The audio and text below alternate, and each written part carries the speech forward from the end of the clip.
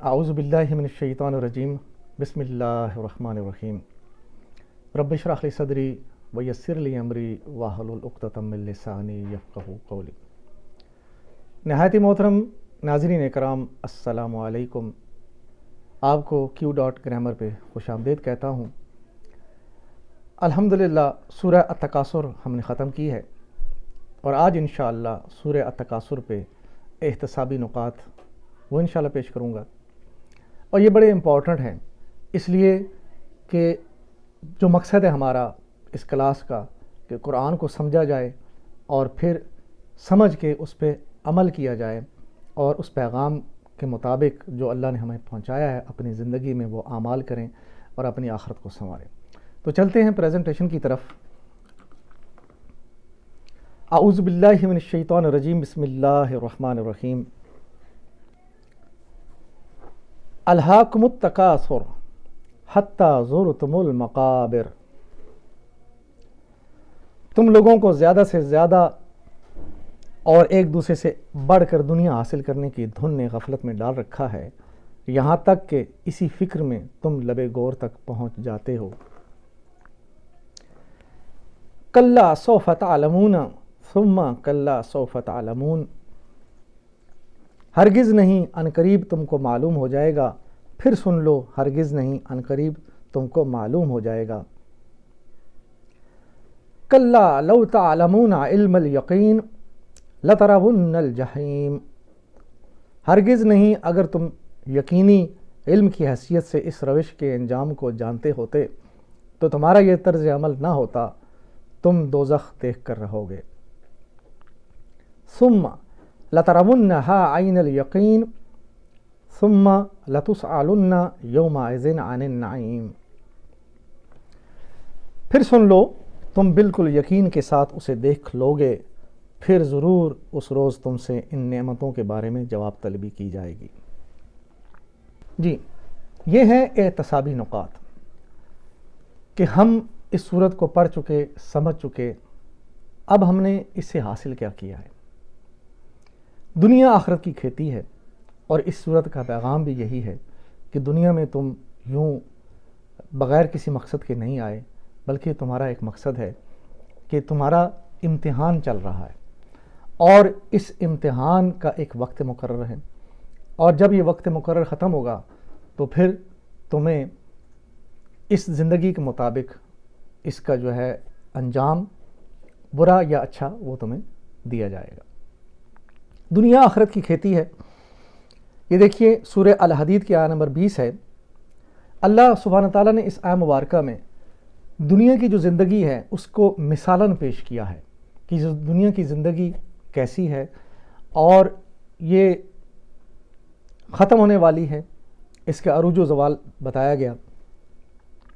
چلتے ہیں آیت کی طرف۔ سورہ الحدید کی آیت نمبر 20 ہے، اعلموا انما الحیات الدنیا لعب ولہو وزینۃ وتفاخر وتخافر بینکم وتکاثر فی الاموال والاولاد کمثل غیث اعجب الکفار نباتہ ثم یہیج فتراہ مصفرا ثم یکون حطاما وفی الآخرات عذاب شدید ومغفرۃ من اللہ ورضوان وما الحیاۃ الدنیا الا متاع الغرور۔ خوب جان لو کہ یہ دنیا کی زندگی اس کے سوا کچھ نہیں کہ ایک کھیل اور دل لگی اور ظاہری ٹیپ ٹاپ ہے، اور تمہارا آپس میں ایک دوسرے پر فخر جتانا اور مال و اولاد میں ایک دوسرے سے بڑھ جانے کی کوشش کرنا۔ اس کی مثال ایسی ہے جیسے ایک بارش ہو گئی تو اس سے پیدا ہونے والی نباتات کو دیکھ کر کاشتکار خوش ہو گئے، پھر وہی کھیتی پک جاتی ہے اور تم دیکھتے ہو کہ وہ زرد ہو گئی، پھر وہ بھس بن کر رہ جاتی ہے۔ اس کے برعکس آخرت وہ جگہ ہے جہاں سخت عذاب ہے اور اللہ کی مغفرت اور اس کی خوشنودی ہے۔ دنیا کی زندگی دھوکہ کے سوا کچھ نہیں۔ تو ناظرین اکرام، یہ ہے دنیا کی زندگی کا ایک اصل چہرہ، کہ جیسے کھیتی پکتی ہے اور پھر کھیتی پک جانے کے بعد بھس بن کر رہ جاتی ہے اور اس کا انجام ہو جاتا ہے، تو یہ دنیا کی زندگی میں اللہ تعالیٰ نے ہمیں یہی زندگی دی کہ انسان بچہ پیدا ہوتا ہے اور پھر وہ جوانی تک پہنچتا ہے اور پھر بڑھاپے میں جا کے موت کے منہ میں چلا جاتا ہے۔ یہ ہے دنیا کی زندگی۔ آگے چلتے ہیں کہ موت اور قبر سے بچنا ناممکن ہے، یعنی ہمیں اس بات کا ہمیشہ یہی یقین رہتا ہے کہ بس ساری دنیا تو مر رہی ہے، فلاں مر گیا، فلاں بھی مر گیا، لیکن میں کبھی نہیں مروں گا۔ اسی دھوکہ میں زندگی گزر جاتی ہے اور ہم اپنے امتحان کو نہ سمجھتے ہوئے زندگی گزارتے چلے جاتے ہیں، اور پھر دنیا میں بھی مشکلات کی زندگی ہے اور پھر آخرت میں تو اس سے بھی بڑا برا انجام ہے۔ تو دیکھیے، موت سے بچنا ناممکن ہے، قبر سے بچنا ناممکن ہے۔ یا ایھا الانسان انک قادح الی ربک قدحا فملاقیہ، سورہ الانشقاق آیہ نمبر 6 ہے۔ اے انسان، تو کشاں کشاں اپنے رب کی طرف چلا جا رہا ہے اور اس سے ملنے والا ہے۔ دیکھیے، ایک زمانہ تھا ہم بچے تھے، اور جب ہم بچے تھے تو ہم بڑوں کو دیکھ کر جو ہے وہ پریشان ہوتے تھے کہ کب ہم بڑے ہوں گے، کب ہم جو ہے اس طرح آزاد ہوں گے، ہر چیز کے خود مختار ہوں گے۔ اور جب بڑے ہو گئے اور پھر بڑے ہونے کے بعد پھر جب اس وقت کی جو دور کی مشکلات، پڑھائی مشکل ہوتی تھی، پڑھنا، امتحان کو پاس کرنا، وہ وقت بھی گزر گیا۔ پھر نوکری کی تلاش ایک کٹھن معاملہ تھا، کاروبار کرتے ہیں، کچھ کامیاب ہوتے ہیں، کچھ ناکام ہوتے ہیں، زندگی گزرتی چلی جاتی ہے۔ پھر شادی اور پھر بچے اور پھر جوانی ڈھلتی چلی جاتی ہے اور انسان بوڑھا ہوتا ہے، سفید ہو جاتے ہیں بال۔ اگر یہ سارے درجات ہماری زندگی میں گزر چکے ہیں تو پھر اگلا درجہ بھی آنے والا ہے۔ وہ کیا ہے؟ وہ موت ہے۔ اور جب موت آئے گی تو پھر اگلی زندگی قبر کی زندگی ہے، اور جس کے بارے میں فرمایا کہ تم قبر کو دیکھ کر رہو گے۔ تو یہ ایسی حقیقت ہے جس سے انکار ناممکن ہے۔ تو اللہ تعالیٰ نے فرمایا کہ انسان، یا ایھا الانسان انک قادح الی ربک قدحا فملاقیہ، کہ تم اپنے رب کی ملاقات کے لیے کشاں کشاں چلتے چلے جا رہے، سلولی اسی طرف جا رہے ہو۔ تو اس سفر کو روکنا ناممکن ہے۔ سورہ آل عمران کی آیہ نمبر 185 ہے، کل نفس ذائقۃ الموت وانما توفون اجورکم یوم القیامہ فمن زحزح عن النار وادخل الجنۃ فقد فاز وما الحیاۃ الدنیا الا متاع الغرور۔ آخرکار ہر شخص کو مرنا ہے اور تم سب اپنے اپنے پورے اجر قیامت کے روز پانے والے ہو۔ کامیاب دراصل وہ ہے جو وہاں آتش دوزخ سے بچ جائے اور جنت میں داخل کر دیا جائے۔ رہی یہ دنیا تو یہ محض ایک ظاہر فریب چیز ہے۔ دیکھیے، یہ آیہ مبارکہ بڑی ہی قابل فہم آیہ مبارکہ ہے۔ کل نفس ذائقۃ الموت، ہر نفس نے موت کا ذائقہ چکھنا ہے، یہ اٹل ہے۔ اور پھر موت کے بعد جو اللہ نے فرمایا کہ تمہیں تمہارے پورے اجر دیے جائیں گے، پورے اجر۔ ذرہ برابر نیکی ہے تو اس کا بھی اجر ملے گا، ذرہ برابر برائی ہے تو اس کا بھی وبال آئے گا۔ اور آگے جو بات ہے، فمن زحزح عن النار وادخل الجنۃ فقد فاز، یہ بہت اہم چیز ہے۔ اور یہ زحزح جو ہے، یہ لفظ یہ اصل میں تھا زحزحا، اور یہ رباعی فعل ہے، اور قرآن پاک میں رباعی فعل یعنی 4 حرفی جو مادہ والے ہیں بہت کم استعمال ہوئے ہیں۔ اور اس کو سمجھنے کے لیے تھوڑی سی بات کروں گا کہ اللہ سبحانہ تعالیٰ فرما رہے ہیں کہ جو آگ سے بچا لیا گیا، زحزحا، زے کے اوپر پیش ہے اور پھر اگلی زے کے نیچے زیر ہے۔ یہ ماضی مجہول ہے، او ای کی آواز، اور او ای کی آواز کس پہ جاتی ہے؟ پھوپھی۔ اور پھوپھی کے بارے میں نے عرض کیا تھا کہ سمجھ لیجئے کہ پھوپھی فوت ہو چکی، تو لہٰذا یہ ماضی ہے، اور او آ پھوپھا وہ زندہ ہے، وہ مدارے ہے۔ تو یہاں پہ فمن زحزح، جو بچا لیا گیا، اس کا مطلب ہے کہ یہ مجہول ہے اور اس کے اوپر کچھ تھرڈ پرسن جو ہے وہ بچانے والا ہے، اس کو بچانے کے لیے تو دو کر رہا ہے. اور وہ کون ہے؟ اس کا جو فاعل بنے گا مزاحزحن، یعنی اللہ سبحانہ تعالیٰ. اللہ نے اس آگ سے بچانے کے لیے مجھے اور آپ سب کو مسلمان کے گھر پیدا کر دیا. یہ بہت بڑا احسان ہے. یہ سب سے پہلا اللہ کا احسان ہے. اس آگ سے بچانے کے لیے اللہ نے ہمیں مسلمان پیدا کیا.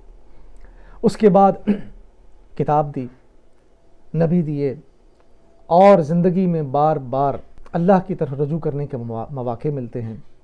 کبھی مشکل آئی، کبھی بیماری آئی، تو اس طرح اللہ تعالیٰ ہمیں اس آگ سے بچانے کے لیے کوشش میں اللہ تعالیٰ ہمارے لیے اوپر کر رہا ہے. اور پھر یہ کہ ہمیں بار بار مطلع کیا جاتا ہے اس آخرت کے بارے میں. یہ بھی زوحزیہ ہو رہا ہے. تو دنیا کی زندگی میں چھوٹی چھوٹی تکلیفیں اللہ کی طرف رجوع کرنے کے لیے اشارے ہیں. اور اگر دنیا میں انسان مرنے سے پہلے کسی مشکل میں، بیماری میں مبتلا ہوتا ہے تو پھر اس کے گناہ جھڑ رہے ہوتے ہیں. تو یہ زوحزیہ ہو رہا ہے اس کے ساتھ.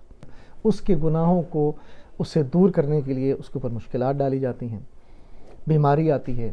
اور پھر جب دنیا سے چلا جاتا ہے تو اگر اس کے گناہ اتنے ہیں تو قبر کا عذاب اس سے ملے گا، وہاں بھی گناہ جھڑیں گے.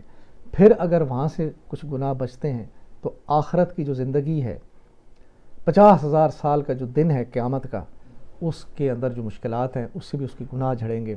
اور پھر اس کا حساب کتاب ہوگا. اور اگر اس کے گناہ پھر بھی باقی بچے تو پھر مجرم بن جائے گا وہ، اور پھر وہ پل صراط سے نیچے آگ میں گر جائے گا. اور اگر آخری موقع، یہاں بھی اللہ تعالیٰ اس کو آگ سے بچانے کی کوشش میں اللہ تعالیٰ نے ایک موقع دیا کہ اگر اس نے ایک اللہ واحد کو جو ہے مانا زندگی میں اور توحید پہ قائم رہا اور اس نے کوئی شرک نہ کیا ہوگا، تو ایک وقت آئے گا اللہ تعالیٰ اس کو آگ سے نکالیں گے اور پھر جنت میں داخل کر دیں گے. تو یہاں فرمایا فمن زحزح عن النار، نہ صرف آگ سے نکالنے کی بات ہو رہی ہے بلکہ اگلی بات ہے وَأُدْخِلَ الْجَنَّةَ فَقَدْ فَازَ، اور جنت میں داخل کر دیا گیا تو کامیاب ہو جائے گا. تو یہ ہے زحزحہ، اس کو بچانے کی کوشش ہو رہی ہے. تو زندگی میں یہ چلتی جا رہی ہے، یہ زندگی کا موقع ہے. اسی لیے فرمایا کہ یہ زندگی جو ہے یہ اس کو سمجھنا ہے اور اسی میں اپنے سارے مشکلات کو ختم کر کے اللہ کی طرف رجوع کریں اور اپنے گناہوں سے توبہ کر کے وہ زندگی اختیار کریں جو اللہ نے دی، اللہ کے نبی نے دی. تو یہ دنیا کی زندگی کھیتی ہے، اسی کھیتی کے مطابق آخرت میں ہمیں اس کے اجر ملیں گے. آگے دیکھیے، آخرت کی زندگی میں اللہ کے حضور جب انسان پہنچ جائے گا تو وہاں پہ پھر اس کا حساب کتاب ہوگا. اور اس کے لیے ایک حدیث مبارکہ ہے. یہ دیکھیے، ابن مسعود رضی اللہ تعالیٰ عنہ نبی صلی اللہ علیہ وسلم سے روایت کرتے ہیں، آپ صلی اللہ علیہ وسلم نے فرمایا کہ روز قیامت انسان کے قدم اللہ کے دربار میں برابر جمے رہیں گے حتیٰ کہ اس سے 5 چیزوں کے متعلق نہ پوچھ لیا جائے. اس کی عمر کے متعلق کہ اس نے اسے کن کاموں میں ختم کیا، اس کی جوانی کے متعلق کہ اس نے اسے کہاں ضائع کیا، اس کے مال کے متعلق کہ اس نے اسے کہاں سے حاصل کیا اور اسے کن مصارف میں خرچ کیا، اور اپنے علم کے مطابق کتنا عمل کیا. یہ حدیث مبارکہ ہے اور اس کو امام ترمذی نے روایت کی اور ساتھ یہ بھی لکھا کہ یہ حدیث غریب ہے. غریب کا مطلب کیا کہ ایک راوی اس کے روایت کرنے والے ہیں. یہ حدیث جو ہے دیکھیے اس کا تعلق اس سورہ کے ساتھ کیسے ہوتا ہے یہ دیکھ لیجئے. ثم لتسألن یومئذ عن النعیم، یہ ساری چیزیں جو نبی اکرم صلی اللہ علیہ وسلم کی حدیث میں ہمیں پتہ چلیں قیامت کے دن پوچھی جائیں گی. یہ ساری نعمتیں اللہ نے دنیا میں دی ہیں. عمر دی، اس میں جوانی دی، اس میں مال دیا اور اس میں مال خرچ کرنے کے لیے ہمیں خود مختار بنایا. امتحان ہے. اور پھر ہمیں علم دیا اور بے شمار علم ہمارے پاس ہوتا ہے اور اس علم کے مطابق اللہ دیکھ رہا ہے کہ ہم کتنا اس پہ عمل کریں گے. یہ ساری پوچھ گچھ ہم سے ہونی ہے اور اس لیے فرمایا کہ اس دن ان نعمتوں کے بارے میں تم سے پوچھا جائے گا. اور جب پوچھنے کے بعد اگر کوئی مجرم ثابت ہو گیا یعنی ان سوالوں کے جواب سے وہ ناکام ہوا تو مجرم بن جائے گا، اور پھر کیا ہوگا یہ دیکھ لیجئے، سورہ السجدہ کی آیت مبارکہ ہے وَلَوْ تَرَىٰ إِذِ الْمُجْرِمُونَ نَاكِسُو رُءُوسِهِمْ عِندَ رَبِّهِمْ رَبَّنَا أَبْصَرْنَا وَسَمِعْنَا فَارْجِعْنَا نَعْمَلْ صَالِحًا إِنَّا مُوقِنُونَ۔ کاش تم دیکھو وہ وقت جب یہ مجرم سر جھکائے اپنے رب کے حضور کھڑے ہوں گے، اس وقت یہ کہہ رہے ہوں گے اے ہمارے رب، ہم نے خوب دیکھ لیا اور سن لیا، اب ہمیں واپس بھیج دے تاکہ ہم نیک عمل کریں، اب ہمیں یقین ہو گیا۔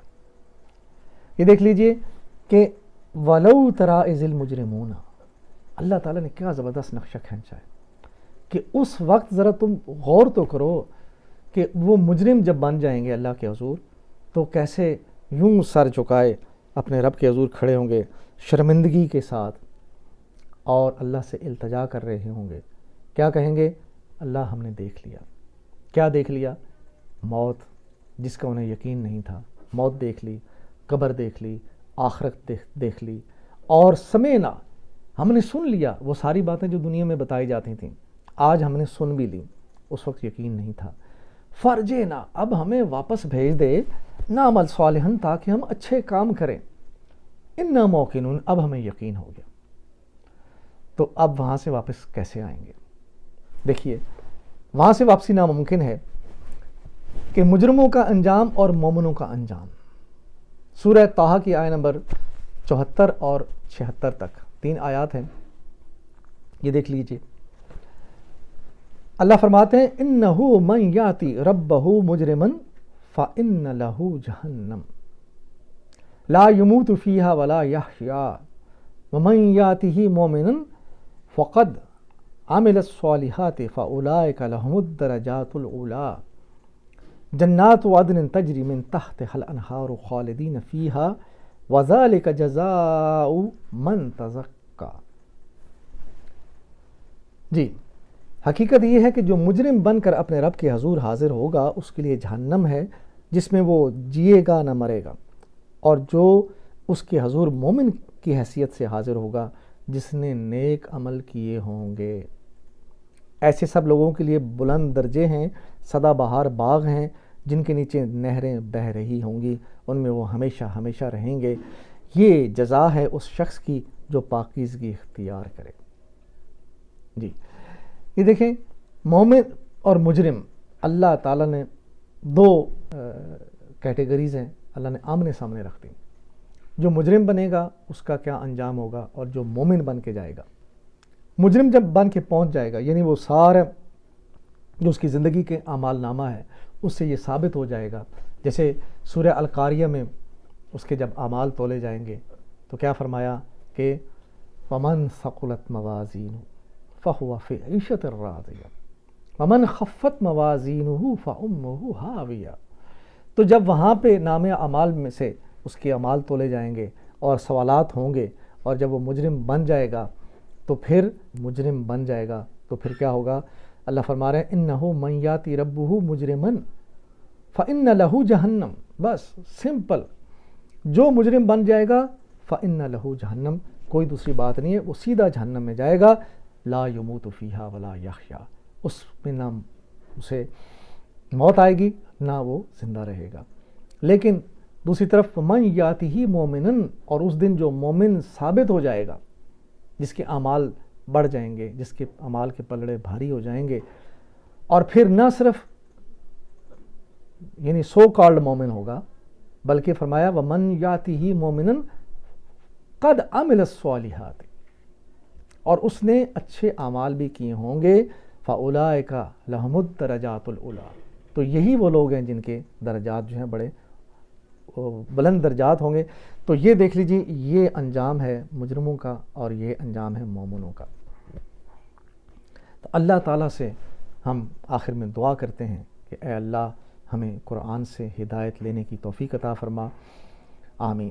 اور پھر جب ہم اس سے ہدایت لیں تو پھر ہم اس کام کے لیے کھڑے ہو جائیں، میری زندگی کا مقصد تیرے دین کی سرفرازی، میں اسی لیے مسلمان، میں اسی لیے نمازی۔ تو اللہ سے دعا ہے کہ اللہ تعالی ہمیں جو پڑھا سنا اس پہ عمل کرنے والا بنائے، اور اپنے زندگی کو سمجھنے کی توفیق دے اور آخرت کو سنوارنے کی توفیق دے، تاکہ وہاں سے ہم جا کر کامیاب ہو جائیں۔ اور اس کامیابی کے لیے ایک ہی راستہ ہے، وہ یہ ہے کہ اللہ کی دین کی سربلندی کے لیے کھڑے ہو جائیں۔ جو آپ کے پاس صلاحیت ہے اس صلاحیت کو لگائیں اللہ کے دین میں اور اسراء میں، اور اس کو پہلے سیکھیں، سیکھ کے پھر اس کو آگے دوسروں تک پہنچائیں۔ وآخر دعوانا ان الحمد للہ رب العالمین والصلاة والسلام علی رسولہ الکریم۔ جزاکم اللہ خیرا۔